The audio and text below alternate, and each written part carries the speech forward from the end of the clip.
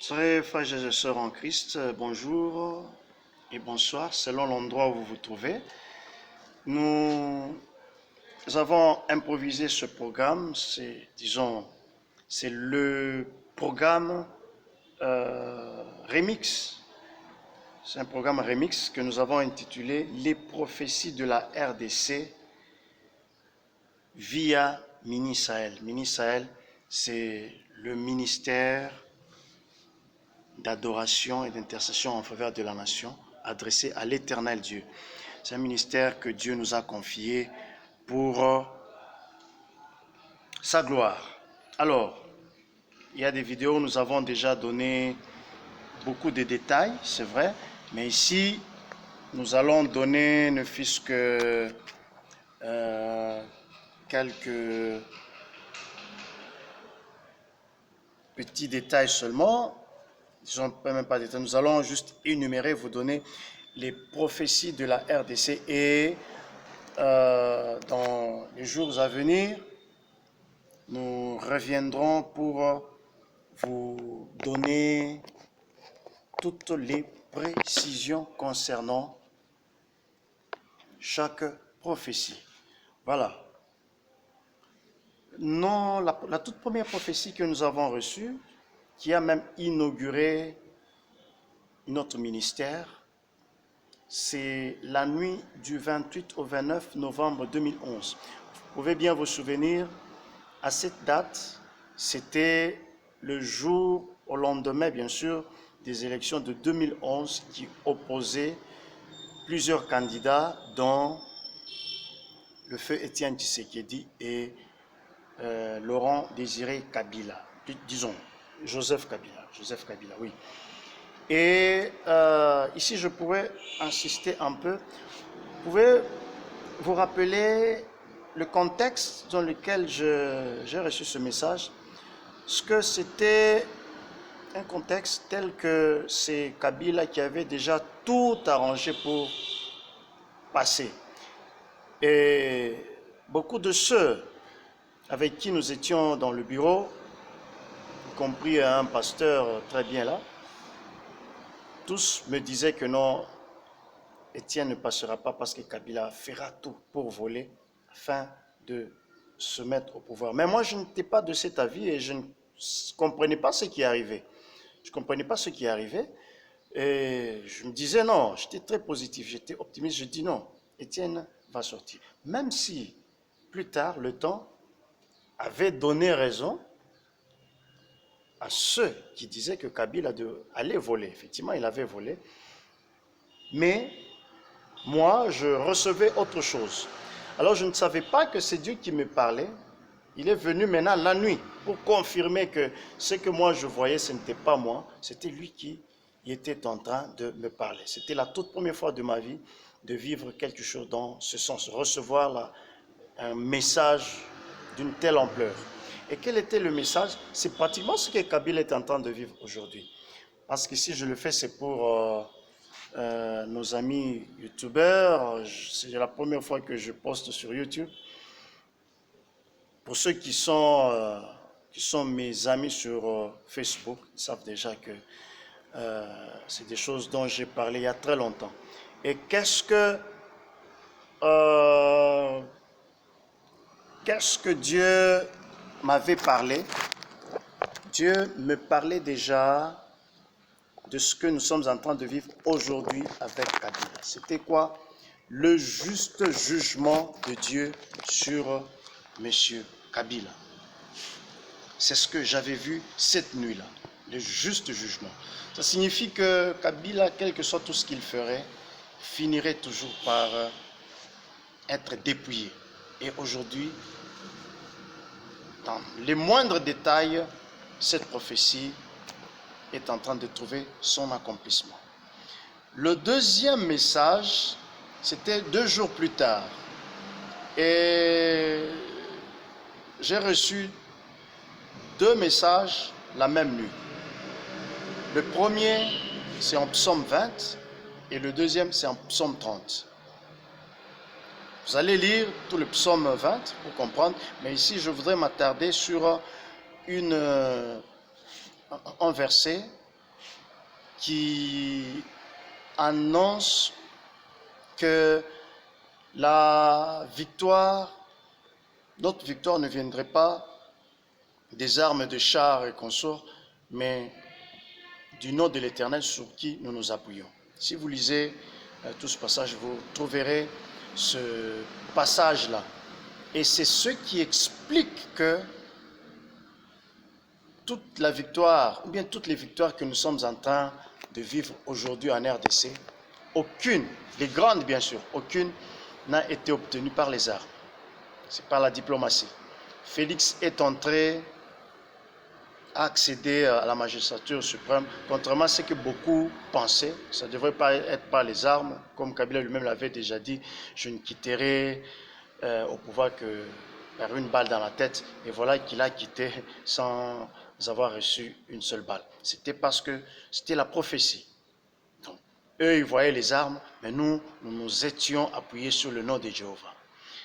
Et le deuxième message de ce jour, le psaume 30, ça c'est un message que Dieu m'avait donné sous forme, j'ai vu un homme habillé en blanc qui était à ma droite, qui m'a donné une grande victoire pour la RDC, mais seulement qu'il y avait des gens, un groupe des brigands, des géants qui voulaient arracher cette victoire. Et on s'est débattu pour garder, on s'est beaucoup battu, mais plus le temps passait, plus nous devenions faibles et eux devenaient de plus en plus forts.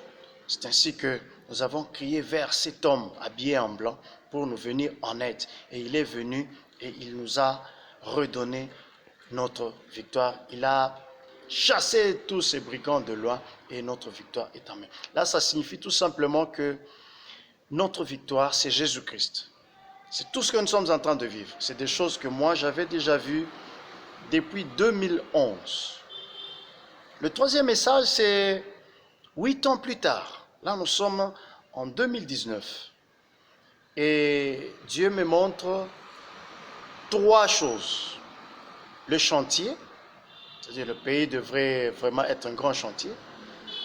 La sécurité, nous allons avoir une sécurité. Ce qui est en train d'arriver quand on voit les Américains venir, c'est des choses que j'avais déjà vues. Là, nous sommes en 2019, au mois de septembre. Une telle sécurité que personne n'osera plus faire du mal à la RDC. Et une surabondance alimentaire et une alimentation de bonne qualité. Ça, c'est le troisième message. Et le quatrième message, c'est le 31, de la nuit du 31 au 1er, donc 31 décembre au 1er janvier 2020-2021. C'est ici où Dieu a inauguré une série de malédictions contre tous ceux qui avaient déjà comploté contre la RDC, ceux qui y ont comploté pendant ce temps-là et ceux qui comploteront après avoir reçu ce message. Tous ceux qui vont comploter, tous tomberaient à genoux devant la RDC. Et si vous vous rappelez bien, c'est durant l'année 2021 qu'on a eu des gens qui ont dû comploter comme des Kabound et consorts. Et non, Kabound c'est 2022, là c'est une autre prophétie. En tout cas, nous y reviendrons pour vous donner tous les détails.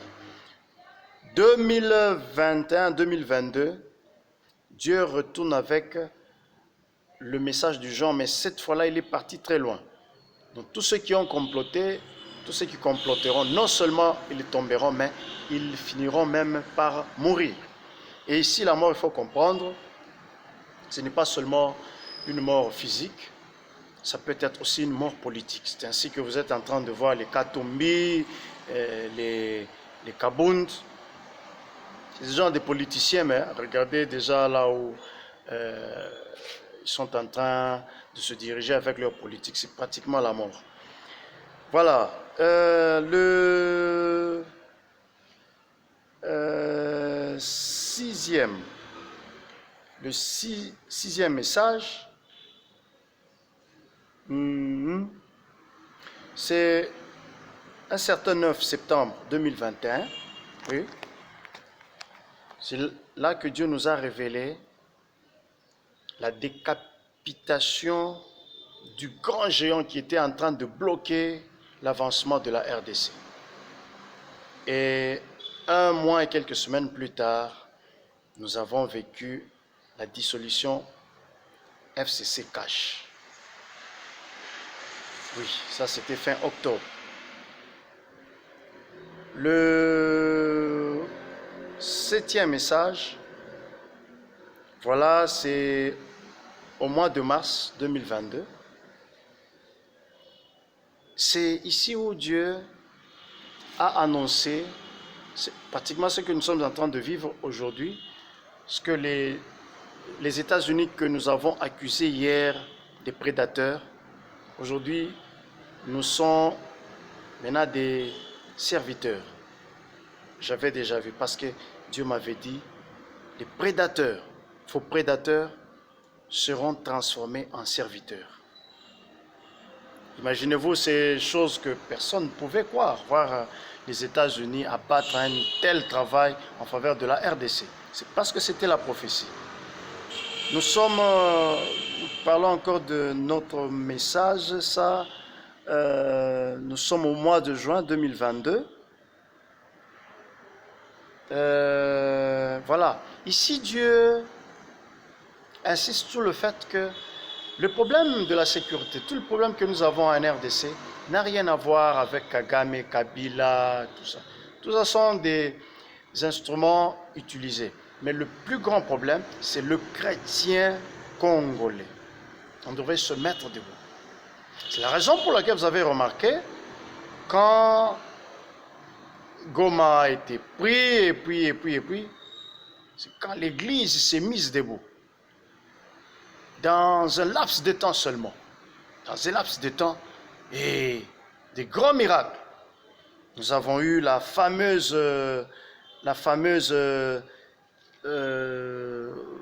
résolution 2773. Et cette résolution, c'est le fruit de la prière de l'Église Corps du Christ. C'est pratiquement le message que j'avais reçu depuis ce jour-là. Donc, et je profite de cette occasion pour vous dire, voyez tout ce qui se passe à Goma. Dieu a voulu que ça se passe de la sorte, parce que d'abord, c'est ce qui nous a poussé maintenant, c'est ce qui a réveillé l'Église à se mettre debout. Et Dieu est en train de dire, si nous n'avions pas prié, ce qui arrive à Goma ou bien dans les zones sous occupation, c'est ce qui nous arriverait. C'est ce qui nous arriverait. Dieu merci, nous sommes désolés par rapport à tout ce qui arrive à nos frères et sœurs, nous sommes de cœur avec eux, mais c'est la volonté de Dieu, Dieu lui-même, que Dieu lui-même les console. C'est pourquoi, à travers cette vidéo, pour vous qui me suivez, vous qui êtes à l'Est, je vous en supplie, vous les chrétiens, mettez-vous debout, priez. Ce n'est pas le moment de pleurer, de se mettre à faire des marches. Si vous voulez faire une marche, faites une marche de prière, par exemple. Faites une marche de prière. Dieu n'a pas besoin de ces marches-là. Ce ne sont pas ces marches-là, ce ne sont ni quoi qui vont vous protéger. C'est la prière. Invoquez Jésus-Christ. Invoquez celui qui a été placé au sommet de la nation. Jésus-Christ, c'est lui qui est l'auteur de notre délivrance. Invoquez-le. Vous allez vivre, vous serez protégés. Aucun ennemi ne vous touchera. Je sais de quoi je parle. Un autre message, cette fois-là, c'est au mois de novembre 2022. Ici, je vois Félix qui travaille beaucoup. C'est un message qui a été reçu sur demande. Bien sûr, il y a de ces messages que j'ai reçus sans prière, comme les 3 premiers pratiquement. C'était sans prière, mais les autres, c'était en prière. Je pose la question. Alors, c'était le cas aussi de ce message ici. C'était dans un contexte où il y a des prophéties comme celle de l'apôtre Roland Dallot qui annonçait la mort de quelqu'un de grand au pays et qu'il devrait y avoir, c'est pas l'histoire des 4 candidats, l'un sur la chaise roulante et ainsi de suite. Vous vous rappelez déjà de ça. Alors, connaissant la charge que Dieu m'a donnée, il fallait que je l'assume. Oui, prophète de ma nation. Dieu me le reconnaît comme ça. Prophète de ma nation, la RDC. Et je suis très conscient de ce rôle, de cette mission. C'est la raison pour laquelle je vous en parle. Je suis entré en prière. 2-3 jours plus tard, Dieu me donne maintenant cette prophétie. Il me montre Félix Tshisekedi. C'est la première fois que j'ai vu Félix Tshisekedi lui-même. Je l'ai vu en train de travailler. Il a travaillé. Il a vraiment beaucoup travaillé. Et nous, les autres ici, on était même fatigués. Mais lui, il a travaillé jusqu'au bout. Fatigant, mais poursuivant toujours. Et je l'ai vu finir. Il est parti. Il était encore fort. Alors, si j'ai interprété ce message, je me dis, c'est ce message-là qui me donnait la conviction que Félix ferait facilement le 2e mandat. Oui. S'il y a des gens qui étaient surpris, mais moi, c'était déjà à partir de là que je savais qu'il aurait le 2e mandat. Et je vous annonce déjà qu'il fera longtemps, mais pas vraiment très longtemps comme tel, comme les gens pensent qu'il ferait beaucoup donner. Non. En tout cas, ça serait une période relativement longue, mais ce n'est pas vraiment très, très long. Parce qu'il va quitter le pouvoir très fort. C'est ce que moi j'avais vu. Un autre message, c'est celui du mois de décembre, c'est-à-dire la veille des élections de 2023. Voilà que ça complète pratiquement le message précédent. Ici, c'était dans un contexte où les gens se demandaient si Félix passerait ou pas. Enfin, aujourd'hui, je sais que beaucoup de gens ont déjà oublié. J'ai vu des gens trembloter, en train de transpirer, se disant, mais est-ce qu'il va sortir? Est-ce que Katumbi va voler, qu'on sort? Et c'est dans cette nuit-là que l'Éternel m'a montré numéro 20, avec lui derrière, une grande masse, alors que d'autres numéros avaient des portions de masse seulement. C'est ainsi que j'ai publié même sur ma page, je vois Félix sortir, gagner ces élections avec brio. Et le temps a donné raison à la prophétie. Alors ça, c'est pratiquement la 11e prophétie. La 12e,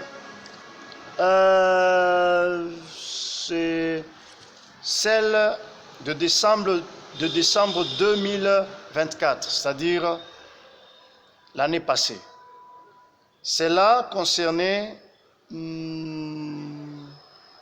voilà, c'est pratiquement ce que j'étais en train de dire. C'est-à-dire la délivrance de la RDC est conditionnée par la prière de l'Église. J'ai vu ça là-bas. Donc, il ne faut pas voir Kagame et consorts. Non. Prière de l'Église. Le 13e message, ça c'est au mois de février. Et je dois signaler que depuis le mois de février jusqu'il y a quelques semaines, c'est la toute première fois dans mon ministère, depuis que Dieu m'a enrôlé en tant que prophète de ma nation, de recevoir autant de messages pendant une courte période. Vous avez des dates que je vous donne. Essayez d'évaluer, vous verrez qu'il y a parfois des écarts de 8 ans, une année, 2 ans, et ainsi de suite. Mais ici, c'est dans un laps de temps. Donc, dans moins de 6 mois, j'ai à peu près 7 messages. Et là, c'est énorme. C'est énorme. C'est pour dire que Dieu, et curieusement, Dieu donne ces messages dont l'accomplissement ne dure même pas. Ah, ça c'est pratiquement le tout premier message de cette année. Nous sommes au mois de février. Dieu me rassure. Là, c'est quand Goma venait venait d'être tombé. Dieu me dit, effectivement, en fait, si je traîne comme ça, c'est parce que je me rappelle qu'il y a un autre message que j'ai sauté, que j'avais sauté. C'est le message du mois de décembre 2024. C'est un message qui annonçait déjà tout le malheur qui arrive, Goma, tout ça. En principe, ça devrait être la situation de toute la nation. C'est ce que le message que moi j'avais vu. Le 30 au 31 2024. J'ai vu ça. C'est vrai, ça, je n'avais pas posté, mais je prenais déjà des précautions pour commencer à préparer parce que je sais que beaucoup de gens ne pouvaient pas comprendre ça, ne pouvaient pas admettre ça. Effectivement, j'ai vu même que c'est quelque chose qui a gêné beaucoup, mais c'était une prophétie. Dieu l'avait déjà prouvé ainsi. C'est pourquoi vous voyez, ils ont des AFC là-bas, ils sont en train de faire ce qu'ils font là-bas, mais dans l'impuissance totale de notre côté. Ce n'est pas l'impuissance comme telle, mais c'est la volonté de Dieu. C'est Dieu lui-même qui a voulu que les choses soient ainsi. Quelqu'un va me poser la question, est-ce que Dieu peut permettre à ce que les gens meurent? Mais effectivement, Israël a été persécuté. Il n'y a pas un peuple au monde qui a été persécuté, qui connaît la persécution comme Israël. C'est le peuple de Dieu. Voilà, vous avez déjà la réponse. Je continue. Nous sommes maintenant au mois de février. Dieu me dit qu'il terminera tout ce qu'il avait commencé. C'est quand je pleurais par rapport à Goma, par rapport à notre pays, il dit non, mon fils Thierry, je finirai ce que j'ai commencé. Tu sauras que c'est moi quand ces choses vont arriver. C'est ainsi que déjà le 14e message, ça, nous sommes la nuit du 14 au 15 février 2025, Dieu confirme la prise de Goma. Goma était déjà tombé. Il est en train de dire effectivement, quand Goma est tombé, c'est moi qui ai permis.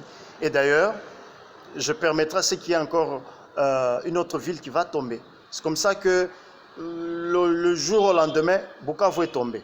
Mais seulement qu'il y avait encore en attente d'une troisième ville, d'un autre troisième malheur qui était en attente.